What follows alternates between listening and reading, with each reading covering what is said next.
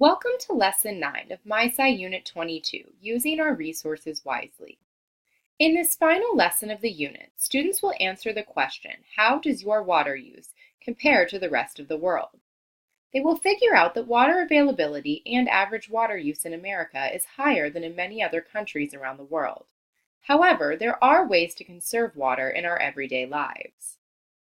In the engaged portion of this lesson, students will construct a bar graph. They will use the graph to analyze the average water use by country for 8 countries, including the United States. Students will observe that the United States uses 150 gallons per person per day.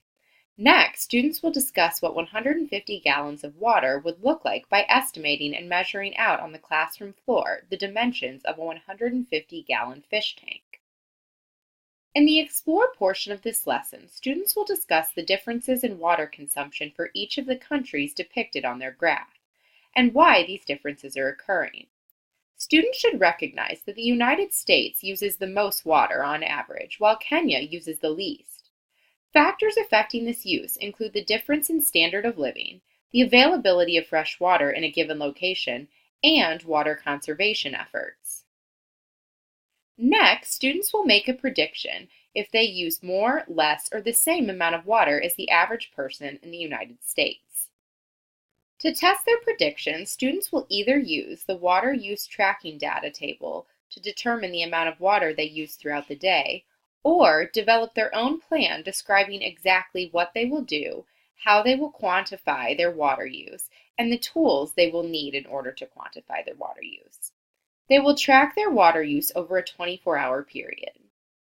In the Explain portion of this lesson, students will analyze their data, compute their daily water use, and compare their water use to their classmates.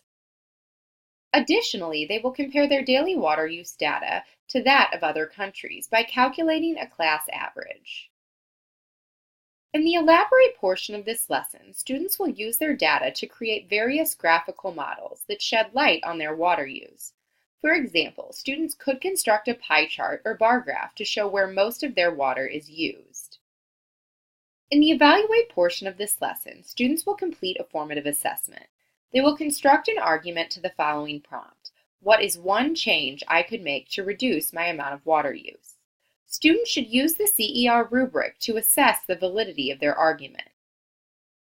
By the end of this lesson, students will have determined different reasons why people need to use water, analyze patterns of water use in the world and in their own lives, and propose simple ways to reduce water use.